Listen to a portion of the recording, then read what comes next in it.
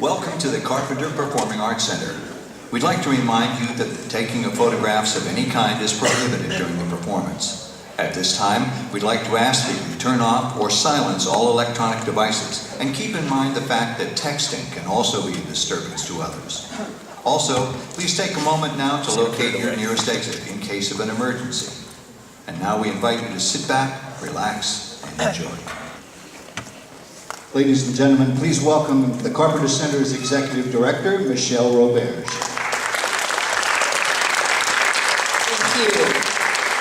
Thank you, and welcome to the Carpenter Center to another one of our B-Word Project events. This evening's program is part of a 2-year program that we're doing at the Carpenter Center looking at censorship and the response to it. It's called Banned, Blacklisted, and Boycotted.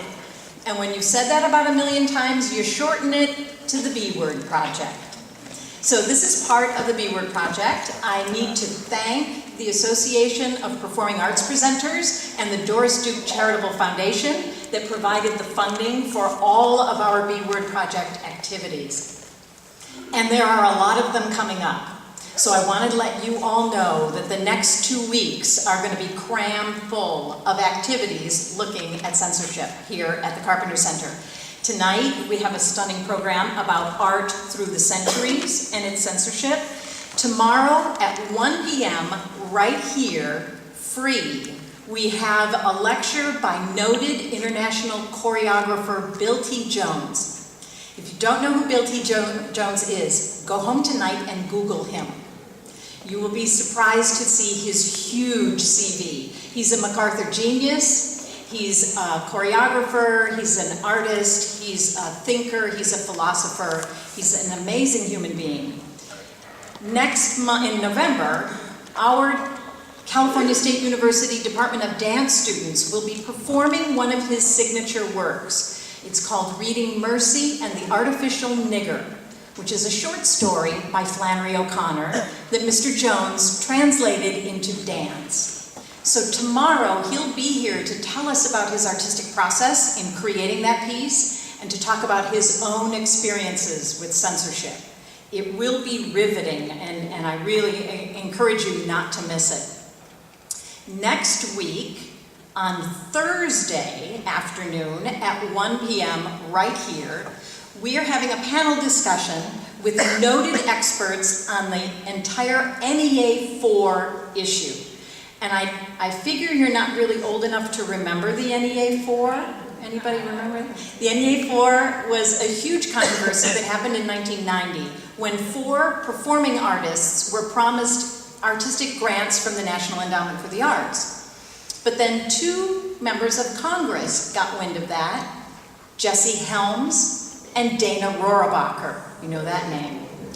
And they decided that the art these people were practicing was obscene, and they forced the National Endowment to rescind their grants. The artists did not take that standing down.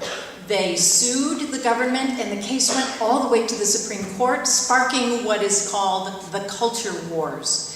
We have a noted expert in the field, Carl Mannheim, who is a professor at Loyola Law School and an ACLU-affiliated attorney, will be mediating a panel with our own Dr. Craig Smith, the director of the Center for First Amendment Studies on campus, and Carol Sobel, who was the attorney who represented the NEA 4 at the Los Angeles district level.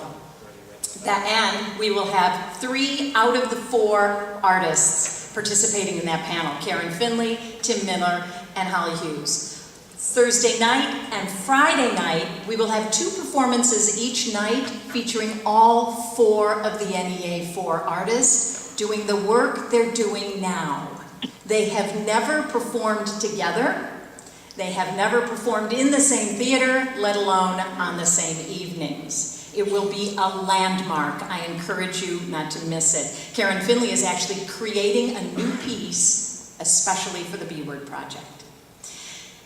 On Wednesday, which is Yom Kippur, Karen will also be at the University Art Museum on campus, starting at 7 p.m., doing some meditations and thoughts on some of the art that is on exhibit there right now, especially the works by Lee Krasner, who is a friend of hers. She'll be accompanied with a flutist, and that should be a really fascinating evening too. She does those things for the Guggenheim, and she's also doing it for us. So, as you can see, there is a lot going on. We have our own website, bwordproject.org, and I do encourage you to take advantage of these events. Most of them are free, so please exercise your brain and join us. And now it is my distinct pleasure to introduce one of my colleagues on the B-Word Project, Armando Vazquez-Ramos, who is a professor in our Chicano and Latino Studies program here on campus, and who has been teaching a course for the last 2 semesters, funded by the B-Word Project, on the murals and art of David Siqueiros, who was censored, and he will be telling you more about our wonderful speaker tonight. So again, thank you for being here. Please come back and see us for more B-Word projects and other Carpenter Center shows.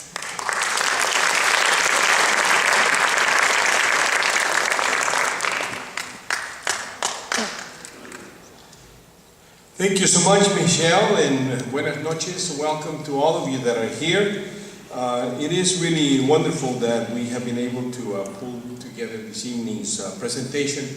And I want to also thank Michelle as well as the B-Word Project for making possible the censorship classes that I have been teaching, as well as this magnificent presentation that I can assure you will thoroughly enjoy. I know that we will probably still get a few people to come in, but the show must go on. And let me say, just make a couple of announcements before I introduce Gregorio, who I'm sure that many of you are here because you already know about his work and the wonderful presentations that he has been making in our community as well as literally throughout the world. So again, I want to thank the B-Word Project for making all this possible, and for Michelle Robert, who directs this wonderful facility, the Carpenter Performing Arts Center, but also has been leading the B-Word Project. As well as I would like to thank the students in my Chicano Studies 490 class this semester that have been helping me to bring about today's presentation, but also that we'll be learning in a service learning experience about censorship in the city of LA's birthplace, in La Placita Olvera. We will have a tour from 9 to 12 in La Placita Olvera this Saturday.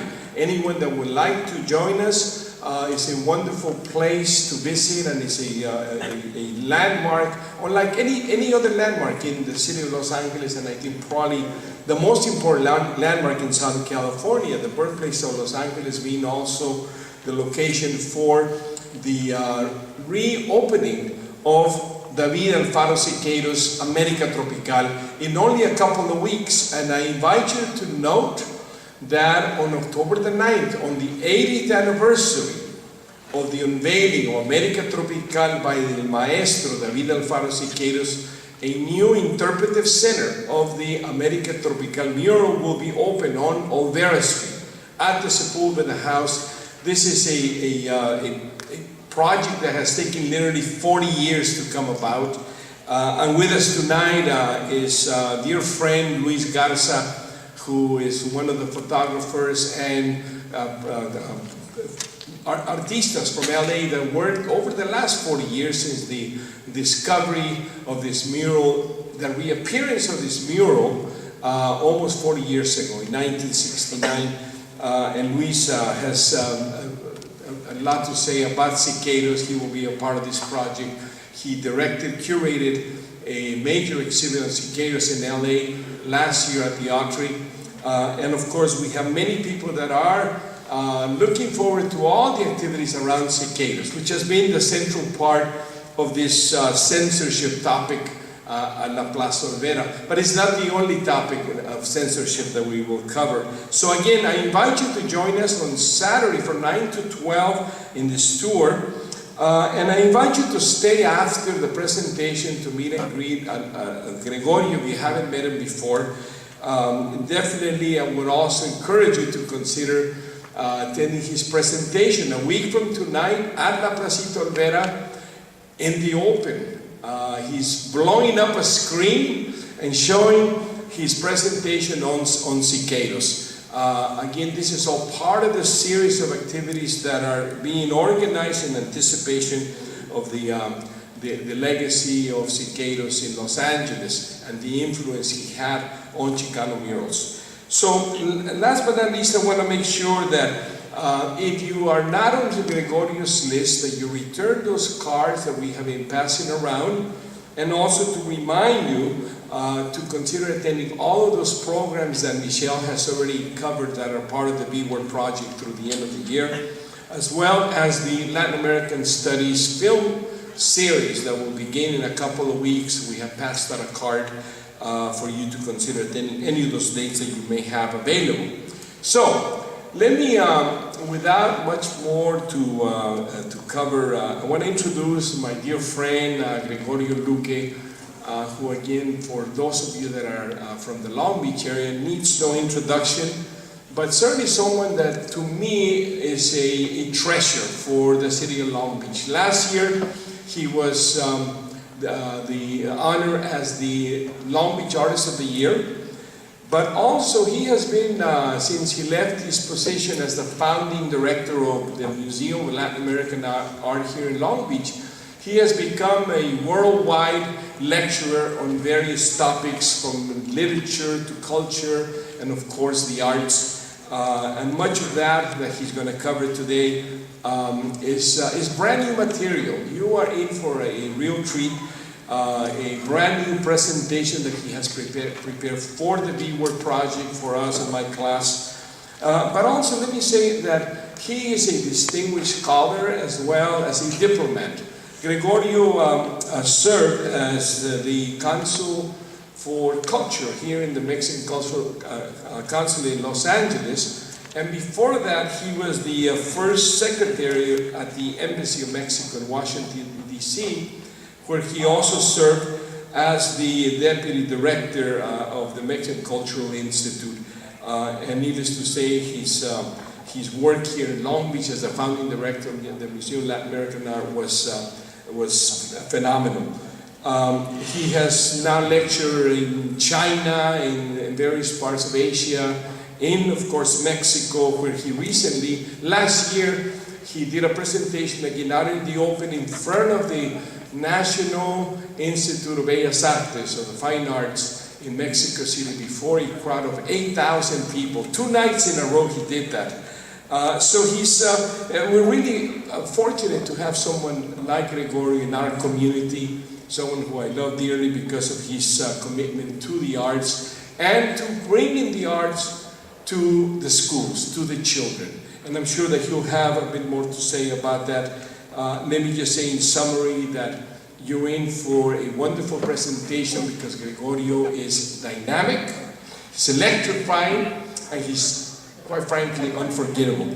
Please join me in welcoming to the stage to open his presentation, Gregorio Luque, mi hermano.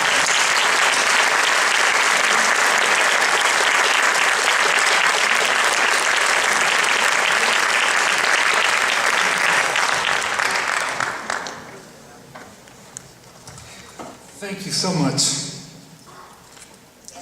I am really thrilled to be part of this presentation. And I want to thank Armando and especially Michelle Robert for her leadership, bringing this work that denounces censorship in these days.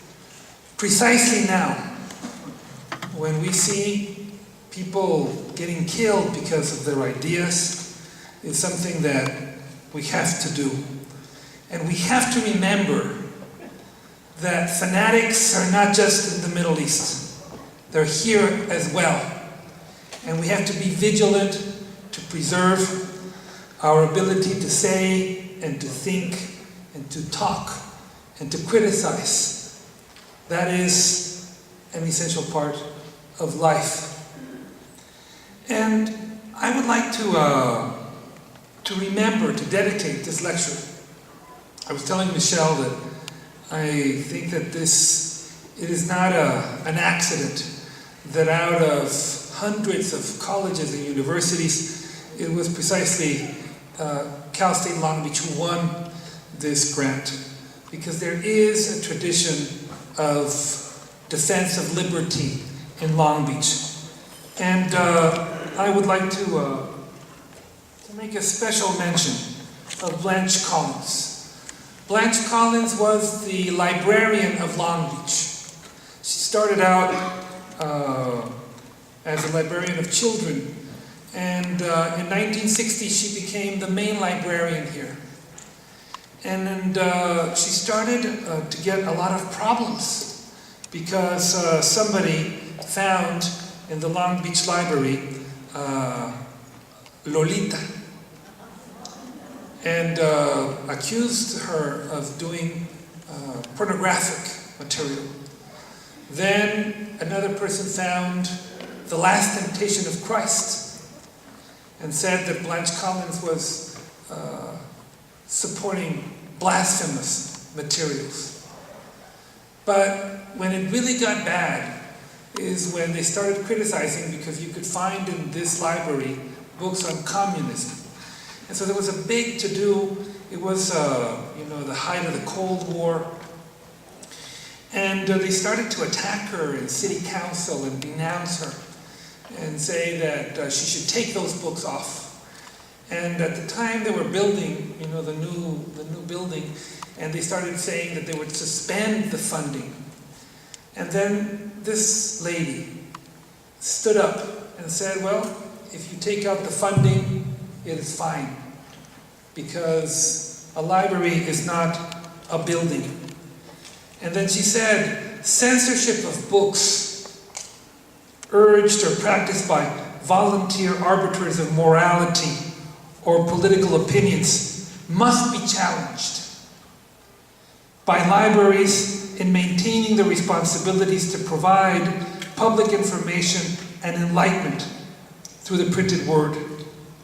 She refused demands to remove the books and periodicals on communism.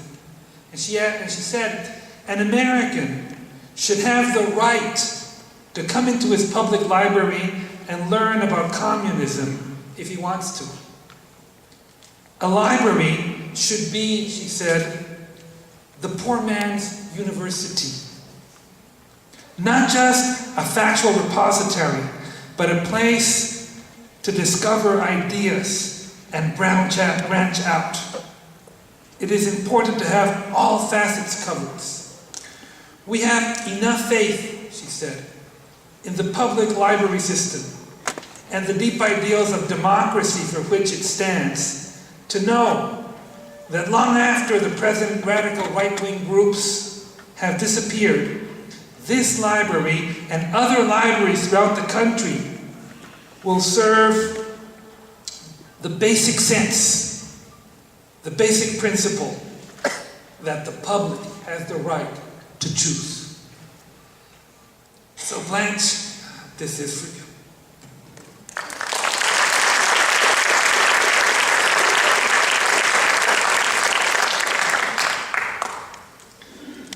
I was born in Mexico, a country that practices brutal censorship. And I remember, that at the time there was this joke about this American and this Mexican, and the American tells the Mexican, here in the US we have total freedom, we can go right there in the White House and say, down with Obama, and nothing happens. And the Mexican says, we can do the same. What do you mean? Yes, we can go right there, the president's mansion, we go right under his balcony, we look him straight in the eye and we say, down with Obama, and nothing happens.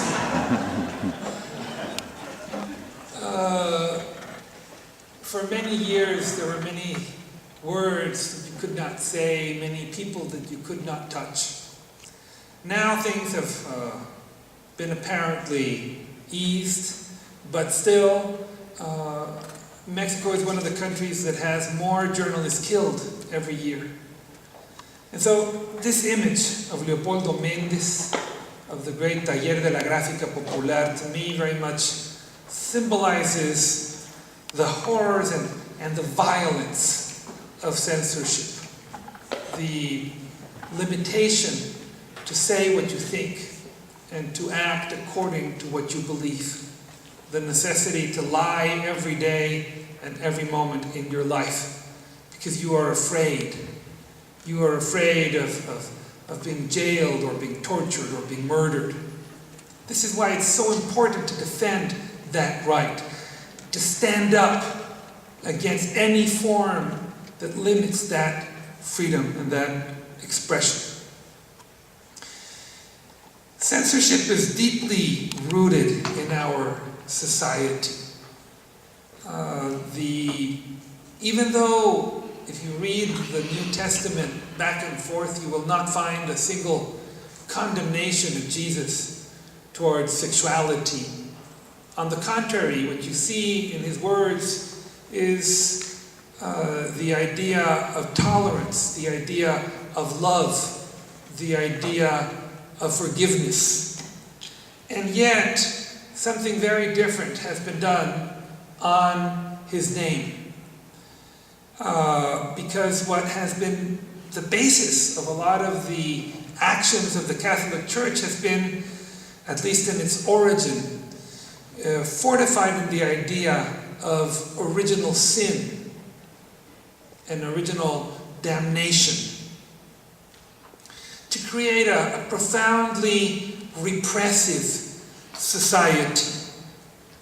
There are three figures in the Catholic Church that are fundamental in this creation of an institution that spies over people, that coerces every moment of private life, that represses any expression of sexuality or diversity of ideas. St. Thomas Aquinas, St. Jerome, and especially St. Augustine. The interesting thing about St. Augustine is that he, when he was a young man, had a very different life to the one that he preached as a church authority. And we know this because he published his book, his celebrated Confessions, he was a very randy young man.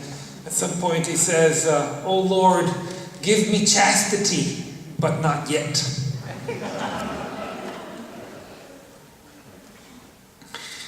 And of course, in spite of the preachings of St. Augustine, the church largely exercised a double morality.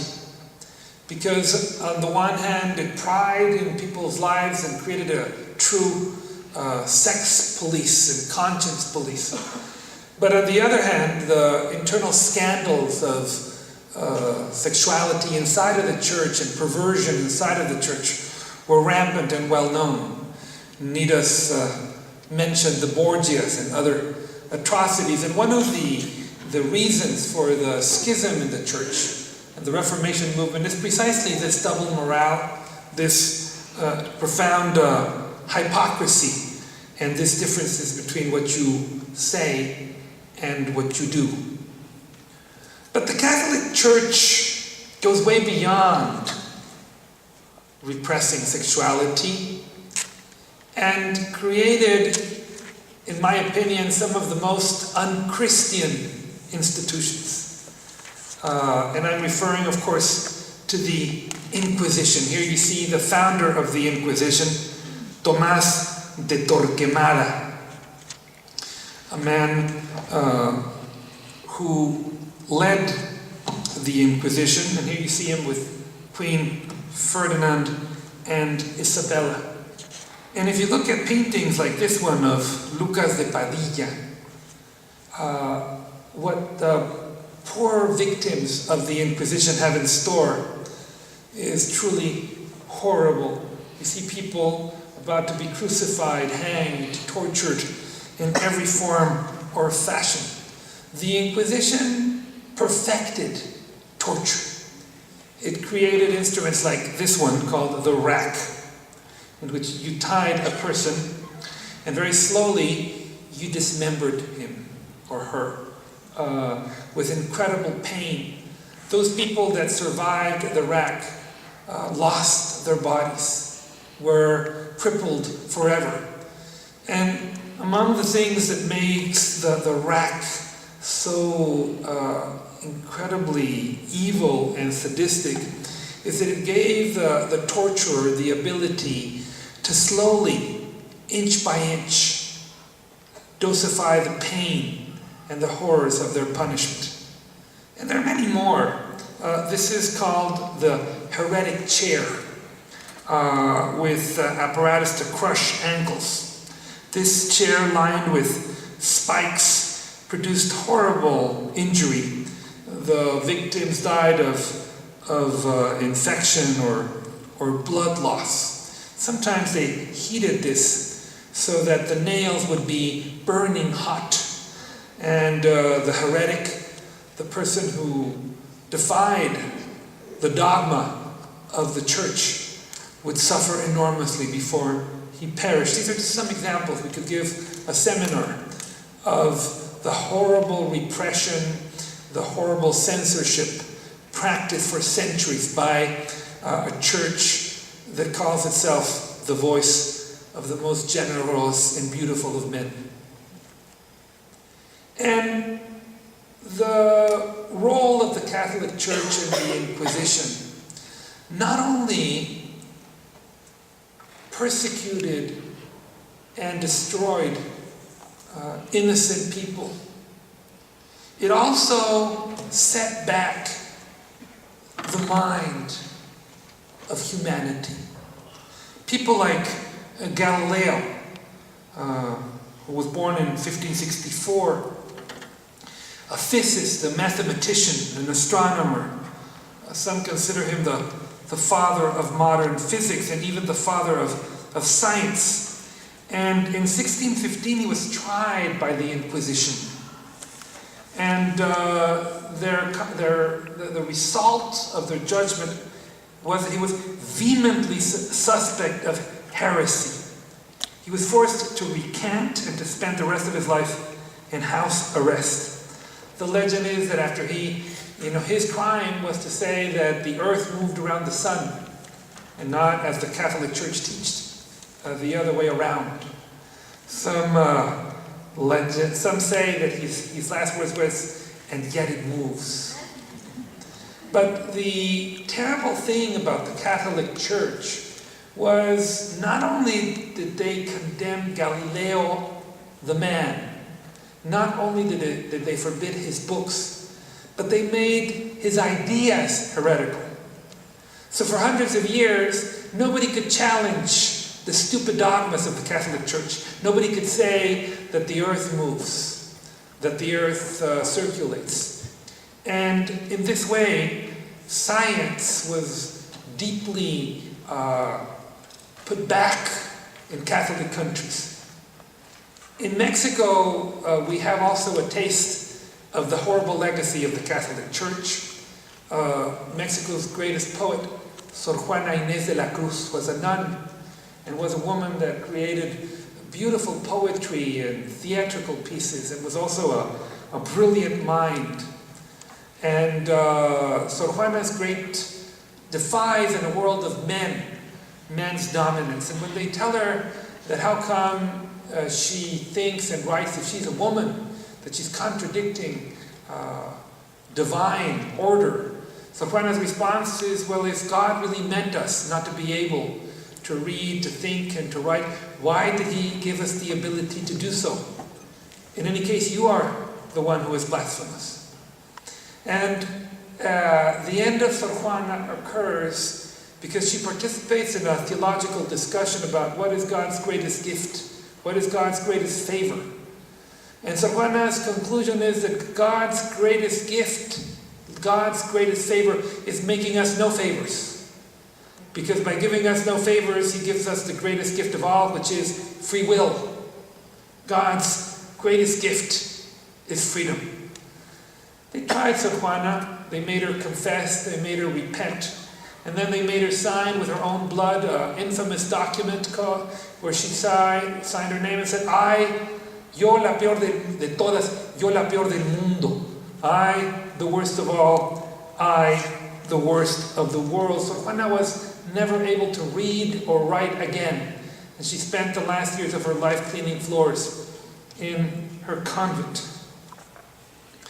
But even in the very heart of the Catholic Church, dissidence occurs. And the great Michelangelo, who paints the Last Judgment, cannot help but poking a little bit of fun at the church and its rigid moralities. And here in the Last Judgment, and we know this because this mural has been censored and covered over, but Nicolás de la Cosa did some copies of the original murals.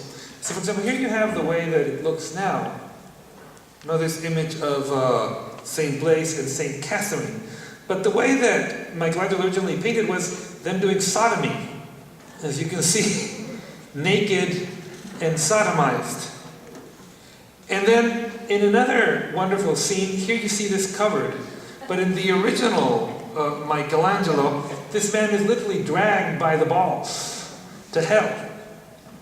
And you can see the hand grabbing the man's genitals.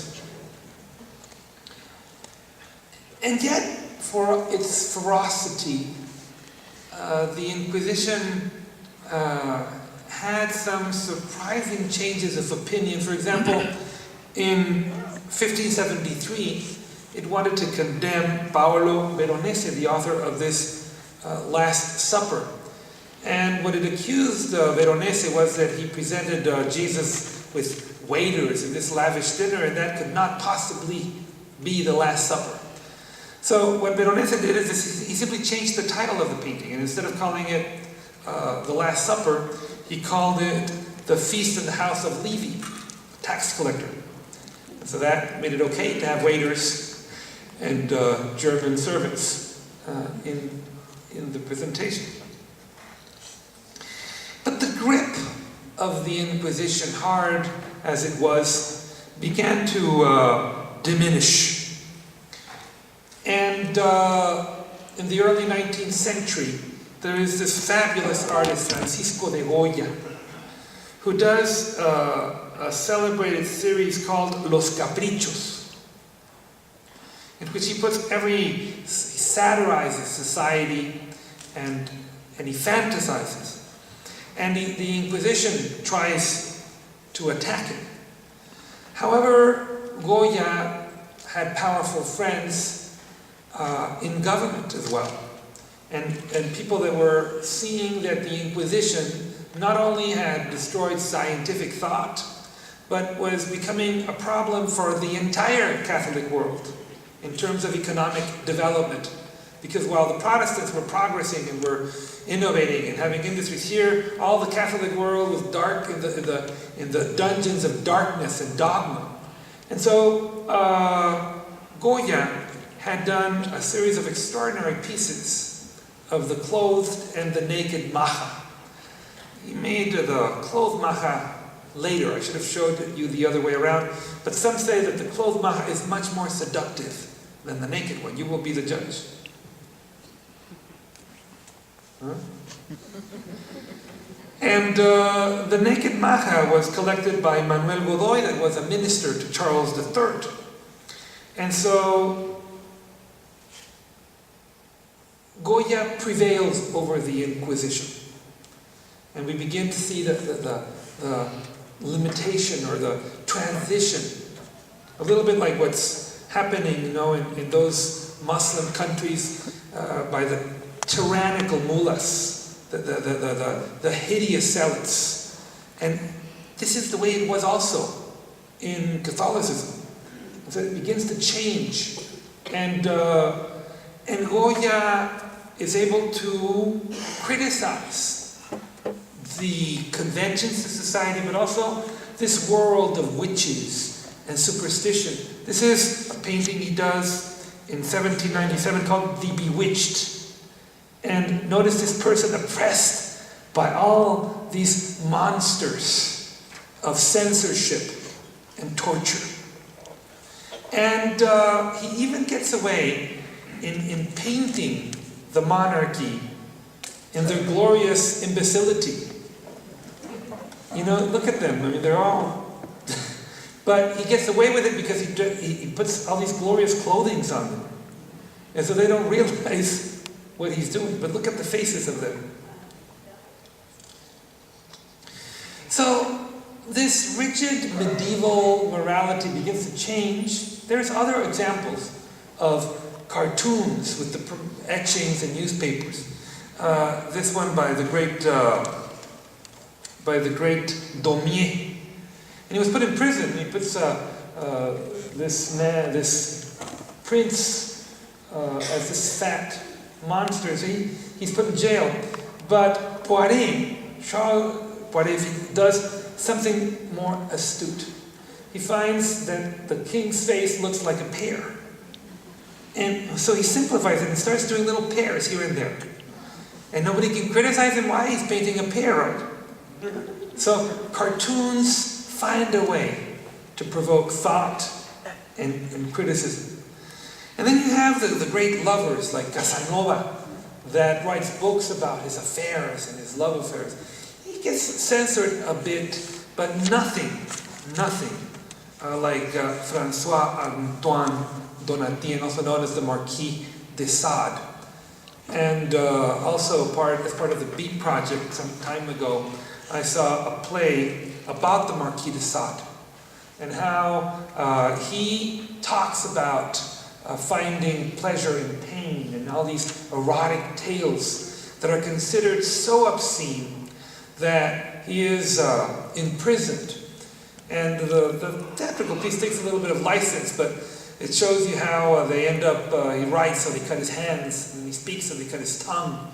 You know, they gradually eliminate all his ability to speak, but even then he still is subversive. There's a whole play on the role of censorship.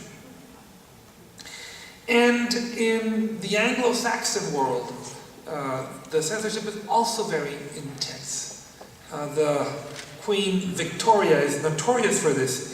She has all these ideas on how people should conduct their private lives. For example, the appropriate way of having intercourse was just to stick your penis and do not move until you conclude. In other words, no wiggling at all. And it is said that, at one point, her daughter asks her for advice on her wedding night, and the Queen's response is just, close your eyes and think of England.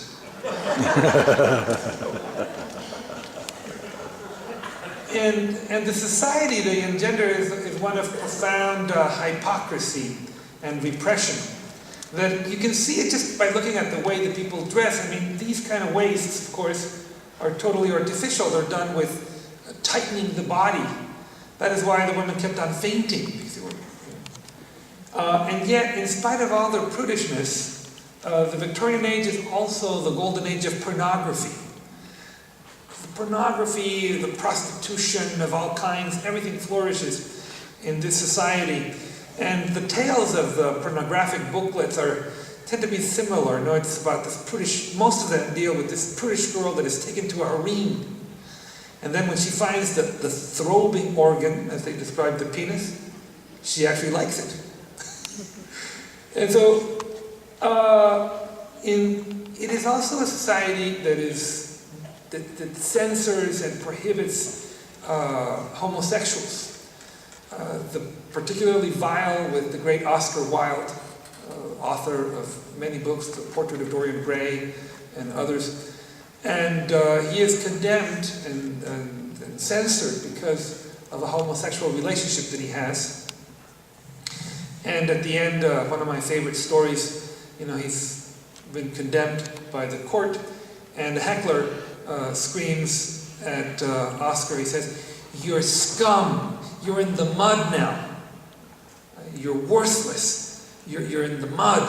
And supposedly Oscar's response is, "Sir, we are all in the mud, but some of us are looking at the stars."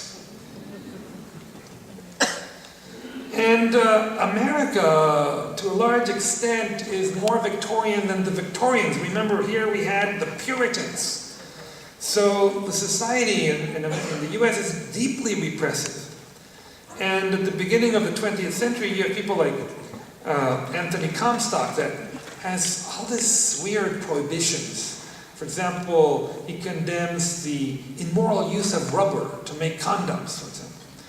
And there's all this prohibition of erotic tales because according to him it encouraged masturbation. And masturbation was something terrible.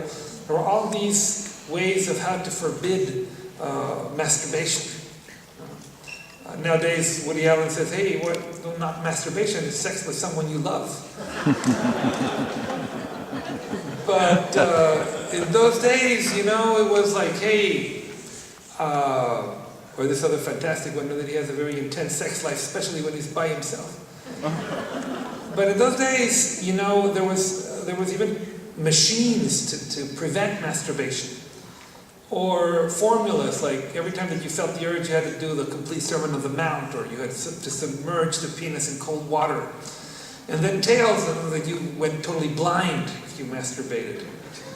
There's a famous joke of little Billy, you know, that, you know, they tell him, you know, if you keep doing it, he's cut and forgotten. He says, if you keep doing it, you're going to go blind. And he says, no, Dad, I figured it all out. I'll stop right when I need glasses. Other legacies of the Comstock era is the redesign of bicycles. Apparently, you know, this was the normal way, the bicycles, but according to the American Puritans, they thought that this would be an orgasm machine for women. This is what they imagined would happen. So they removed the bar to this day, no? Because it was just going to pervert women. So you know, girls, please never ride a male bike because perdition awaits you. The puritanical ideals reached a climax in the Prohibition. After the Roaring '20s, alcohol was prohibited. And there has never been a time where more alcohol has been consumed, which should give us food for thought.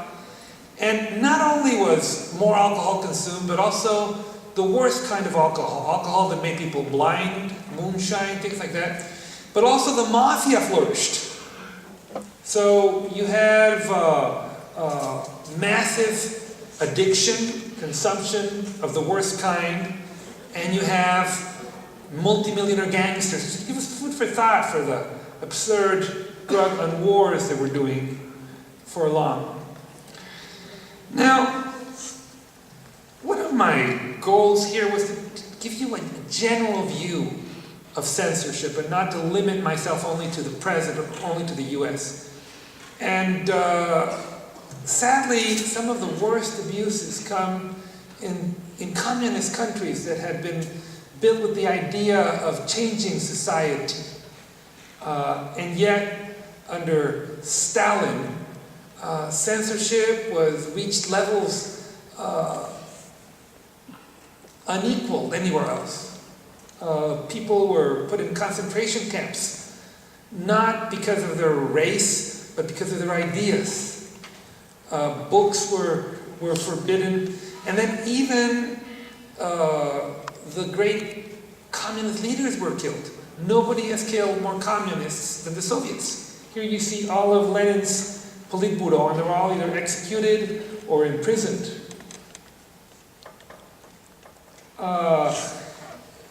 The main rival of Stalin, the founder of the Red Army, Leon Trotsky, was eventually killed, but before he was killed, the censorship made him disappear from history. This is a practice that repeats itself throughout the communist world. Here you see Trotsky, and then in a new sanitized photo, he disappears. So this idea that you can disappear people from history, and then of course you disappear them physically, as Trotsky, who was murdered in Mexico with this pickaxe. There's also interesting cases of censorship of communist artists in the US. The most famous are Diego Rivera. Diego Rivera painted in the building of Rockefeller Center a mural that had Lenin, the founder of the Soviet Union. And so Rockefeller ordered him to take down Lenin. It's a mural that has these two ellipses. This is everything you can see through the the telescope, and everything you can see through the microscope. All the main industrial devices and all the main agricultural products. And here you see Lenin. And so Rivera was ordered down, and eventually this mural was destroyed by hammering on its surface. I keep telling people that my goal in life, and I'm already buying projectors, is to someday project on Rockefeller Center the censored mural of Diego Rivera. Here in Los Angeles, and this photograph of Siqueiros is by my dear friend Luis Garza, that is with us today. Siqueiros, another Mexican muralist, vehemently communist as well, created several murals. This is the workers' meeting, but more famously, he did América Tropical, this mural in Olvera Street, in El Pueblo. And the commission had been, if you could paint something that would be, tropical, with this idea of exuberant nature and so on. And so he did all that, but then at the end, he asked to be left alone, and what he painted was this crucified worker under the eagle of imperialism. The mural was almost immediately whitewashed and attacked. And yet the figure that had inspired him is real. In other words, Siqueiros had not lied. Eventually, Siqueiros was deported from the country, and in Mexico he would also be imprisoned. But what is interesting is that next Thursday in Olvera Street, I would like to invite you all, because we're going to do a mural right there, or we're going to put this mural life-size. And this mural that has been censored for 80 years is coming back to life. It's been conserved. It's not what it was, but it's a victory, right? You can clap.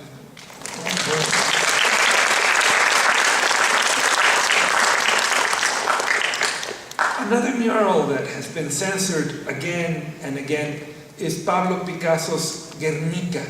This is a mural that Picasso painted in response to the Nazi bombings in Spain, in the town of Guernica. And it is interesting to observe that when Colin Powell, the Secretary of Defense the Secretary of State of the US during George W. Bush, declared war on Iraq, in the Security Council of the United Nations, there was this mural there. And the US government ordered, I don't know if the US government or Colin Powell, but they blocked the mural. So people would not see it in television. This is a photograph of Hitler of 1937 in Nuremberg. And this is a painting of Alfredo Ambrosi of Mussolini. Both cases you see the individual becoming an all-powerful dictator.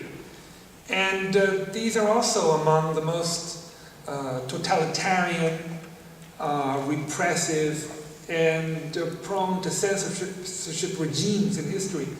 And they always begin by burning books. As Heinrich Heine once said, where books are burned, people will follow.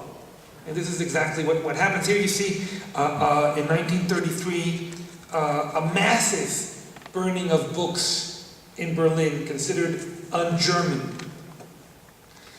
And Hitler even organized, with the assistance of his Minister of Propaganda, Goebbels, an exhibit that he called Degenerate Art.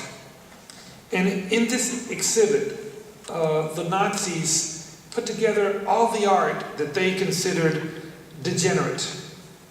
And that they showed it in this disorganized chaos as an example of perversion.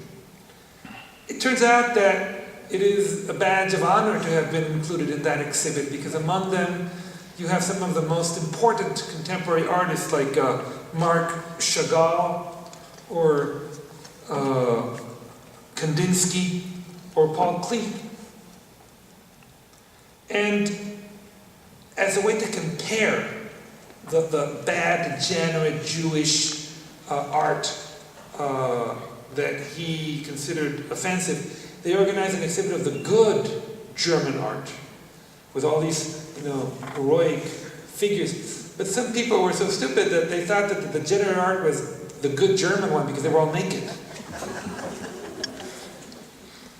Now, I don't want you to leave you with the idea, oh, thank God, here in the US we're so great, right? Well, here too, we had persecutions and witch hunts. And here you see Senator McCarthy, who started all this effort to persecute radicals, communists, what he called un-American people. And he did all these meetings where many people, especially actors and directors and screenwriters, were blacklisted and could work or could no longer work or had to do it with a pseudonym. The notorious Edgar J. Hoover also had a deeply repressive idea, and he kept files on everybody and exercised all kinds of pressure and blackmailing and censorship of people. This is a photograph I find very beautiful of 1950 of the Rosenbergs that were accused of being spies and were executed. And before they were killed, they gave each other this kiss, and this kiss went all over the world and kind of humanized the idea. And censorship existed in every aspect of American life. Some took strange forms. For example, kisses were reduced from 4 seconds to 1.5 seconds. And then you could never show a couple, this is like the uncensored vision, they had to be in separate beds, even if they were married. Then you could never show in an American movie a toilet or the milking of a cow.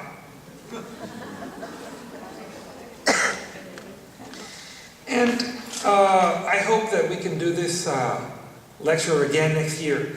Please fill the cards that we gave so we can form like a committee, and maybe we can try to do this, because I would love to do another lecture, say, on censorship on films, and show you all the censored movies.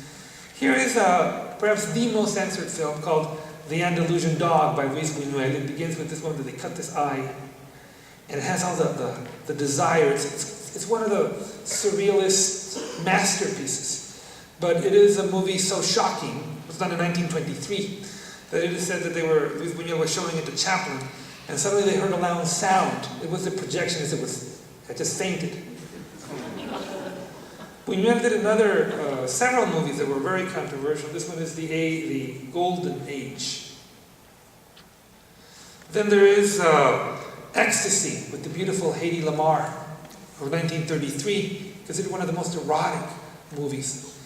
And Miss Lamarr was not just a beautiful woman, she was also an inventor who did elaborate technology. And with Elvis the pelvis. In television, you had to show him from the waist up. You couldn't show him moving his hips. And you have efforts to change these things. Now, the magazines like Playboy that had in its first number the beautiful nude of Marilyn Monroe.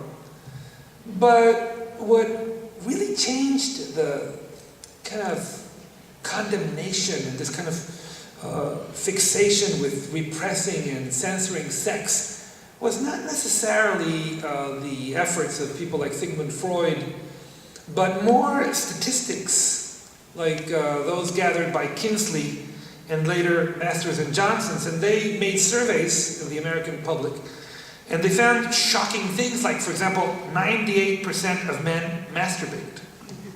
69% of them had sex with prostitutes. 33% of the women married, and they were not virgins. And even worse, 69% of those who had sex before marriage did not regret it. And so suddenly, everybody that thought that they were in this kind of immoral majority, everybody thought that they were the immoral minority, realized that they were the majority. So that begins to change. But censorship continues. Movies like Last Tango in Paris of 1973 with Marlon Brando and Maria Schneider. There's an interesting story about it. They're making love, and all the critics said that Marlon Brando gave it a strange spirituality, because as he was making love to Maria, he lifted his eyes for the heaven as if seeking for divine approval.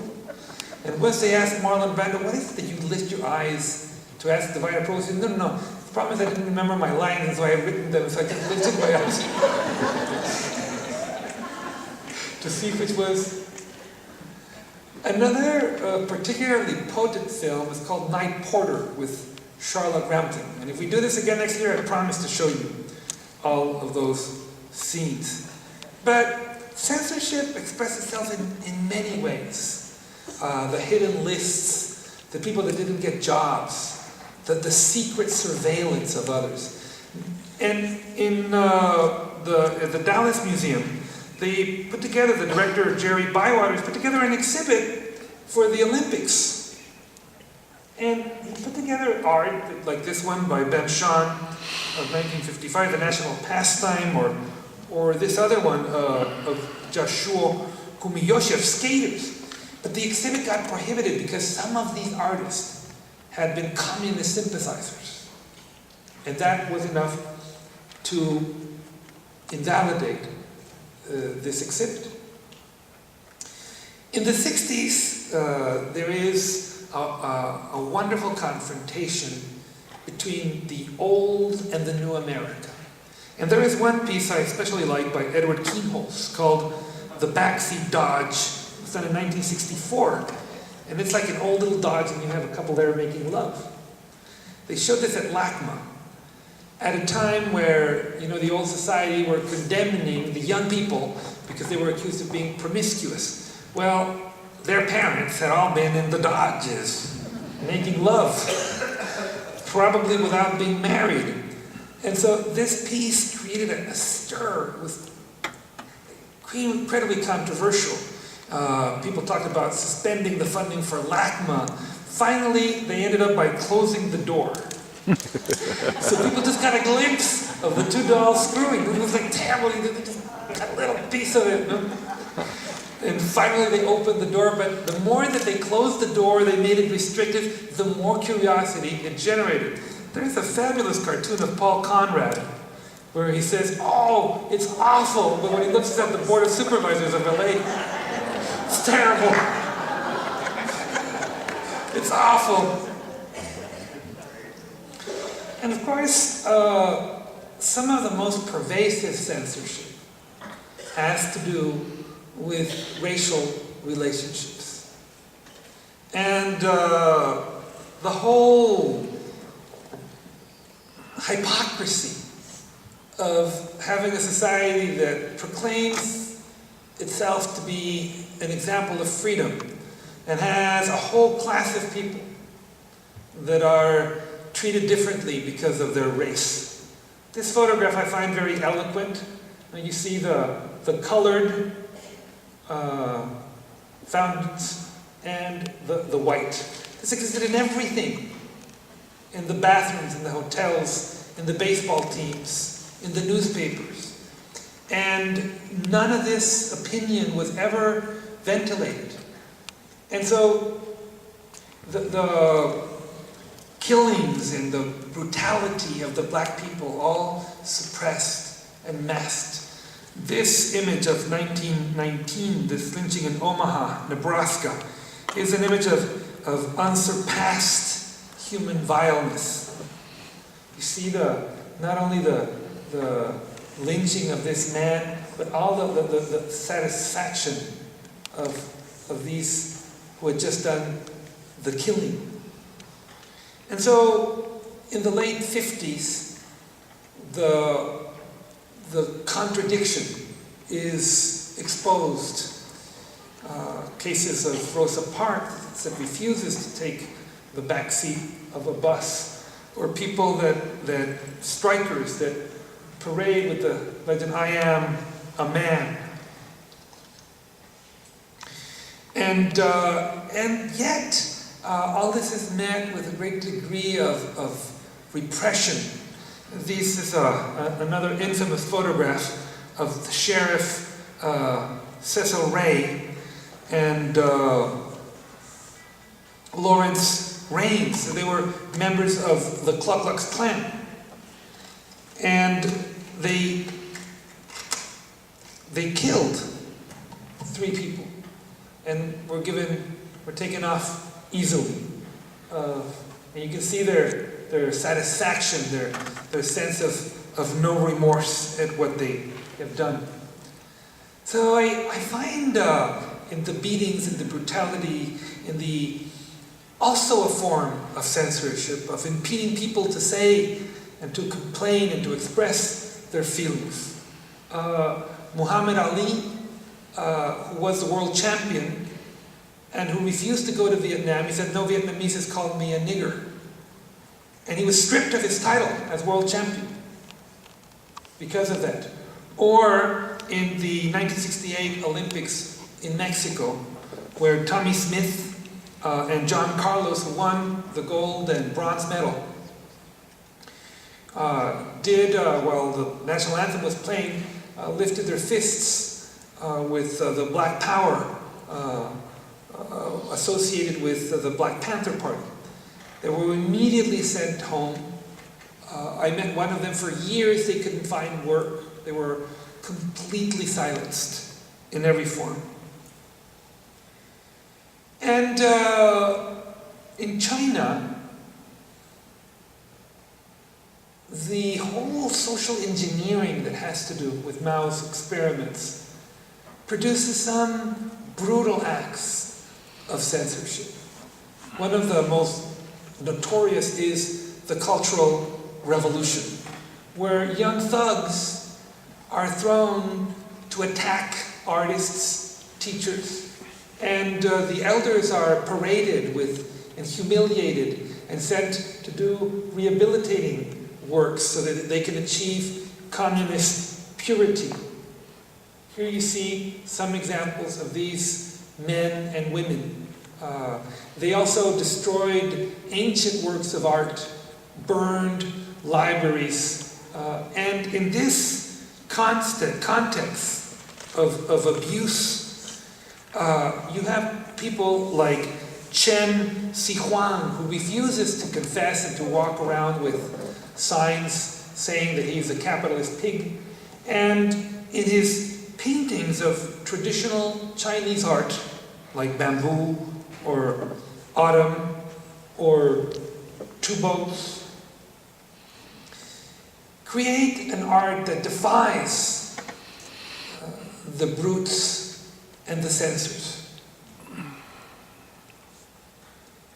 No decade has seen in the 20th century a greatest impetus of freedom than the 60s. This is some of my favorite slogans. A hand on your cock is more moral and more fun than a finger in the trigger. This whole hippie movement that defies materialism, defies the idea. This is a streaker that run naked. Look how beautiful that man is. And the profound erotic energy of the of the 60s, the sexual revolution, the change of conventions, the liberation of the liberty to love as you wish and who you wish. As I said, the increased freedom in sexual expression in art and mass media is a symptom of our victory. And you see it everywhere, in Woodstock, in the rock concerts, in the way people dress and people act. It's like a whole reinvigoration of life. And this erotic, artistic, wonderful cry of liberty, of denouncing hypocrisy and double morals, is also translated in the public arena.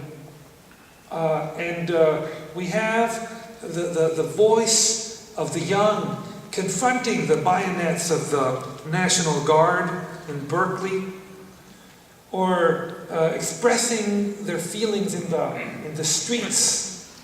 And it's a world phenomenon. In Saigon, you have the Buddhists burning themselves in defiance of the corrupt government.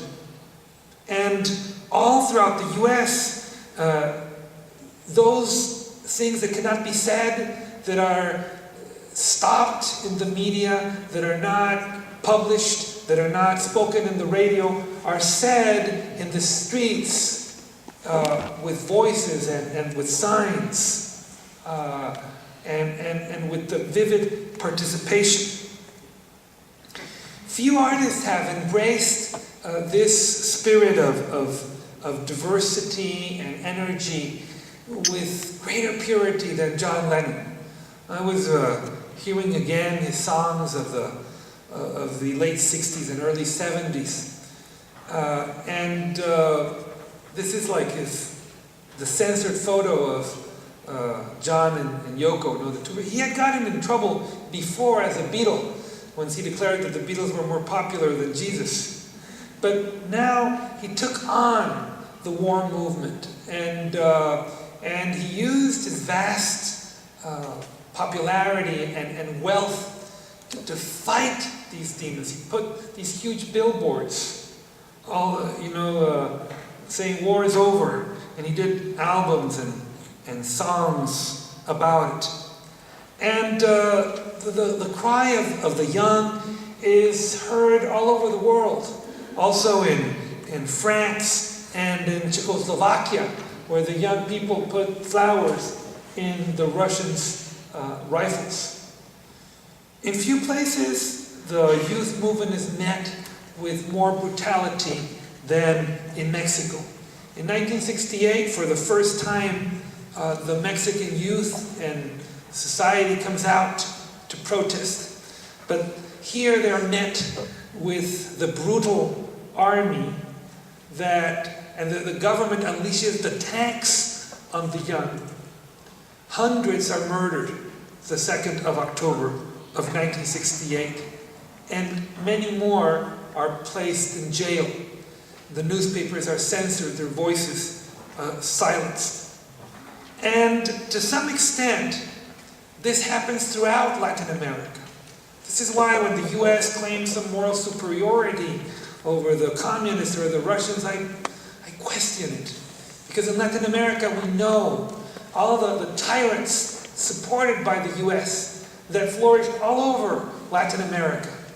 In Paraguay with Stroessner, in Argentina with Videla, in Brazil, in Chile with Pinochet, who stormed La Moneda, the palace, and jailed and tortured people with truly medieval tactics, censoring every form of liberty, introducing the most horrible and despicable forms of torture, like using electroshocks, or introducing rats in women's vaginas, or torturing children in front of their parents. And again, even the most repressive regimes.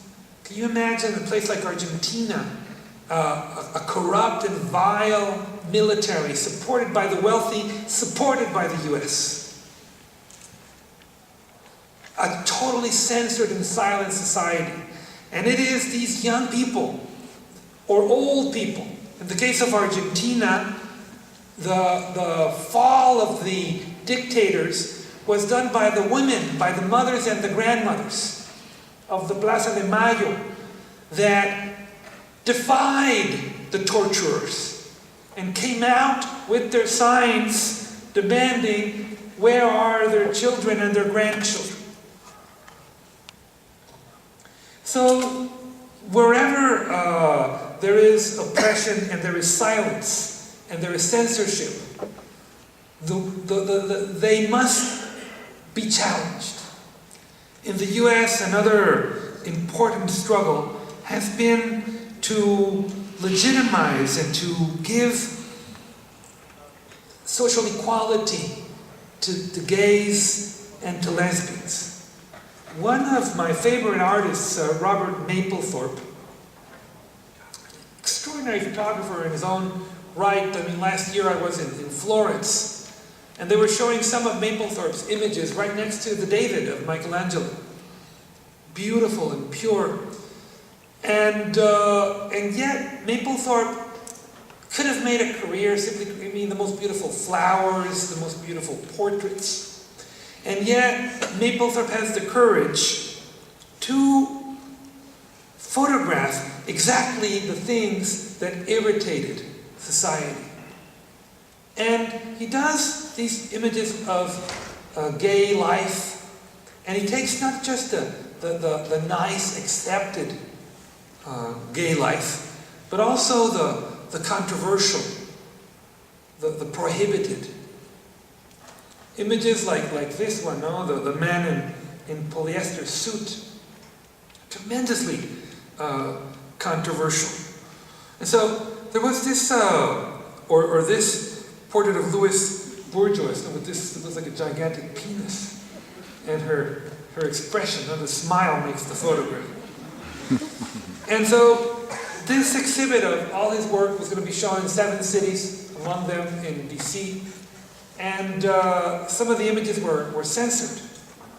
And so the activists went at night and projected on the walls of the courtroom all the images that had been forbidden. For me personally, this is a very important moment in my life because that's where I got the idea of doing murals under the stars. I saw that and I said, hey.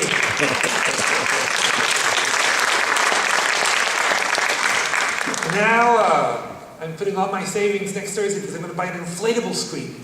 So I can go to the parks and to the gyms. So, California, here I come. Don't miss it, huh? It's free. It's next Thursday at 7 in Olvera Street. And I'm going to unfold my inflatable screen, my projector. We're talking about cicadas. So, and at the same time that this is happening in the West, the communist barriers are collapsing. The breaking of the Berlin Wall, the falling, the rise of the workers in Poland, the solidarity movement led by Lech Walesa. But new forms of censorship arise. This is an interesting photograph because it shows you what they called in those days a heroic mujahideen. This idea of the armed fanatic, Muslim fanatic, is an invention of the CIA. Not that there weren't fanatics before, but taking fanatics and giving them weapons was something that was done in Afghanistan to fight the Russians. Trained them to use Scud missiles, armed them to the teeth. They even imported a blind Egyptian cleric, Sheikh Omar, to Afghanistan, so that he would rev up these Frankensteins that we create, and that now, of course, are all over the place. This is not in any way to excuse the horrors of the fundamentalists of whatever religion. And here you have the Taliban blowing up the ancient Buddhas in 2001. They had been built in the 4th century.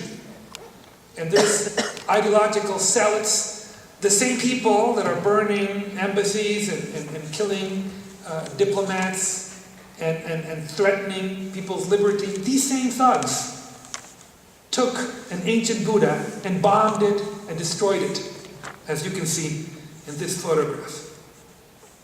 No, they have no excuse. And they should be condemned again and again, and we should not be afraid of condemning the zealots. Here is another vile group, the North Koreans, that have made gods out of ridiculous mortals. The dear leader and the senior leader. And now threaten us with nuclear weapons. And here, this photograph to me tells me all I need to know about that society. This one also. Here you see this famous 1989 photograph of right when the Chinese went into Tiananmen and murdered scores of innocent students. And here you see this young man standing in front of a column of tanks. So the fight of censorship takes many ways. It takes the denouncement of fanatics and religious zealots, wherever they may be. It takes the confrontation of oppressive regimes, but also, like Jeff Koons did in his wonderful 1991 series, Made in Heaven. He did it with La Chicolina.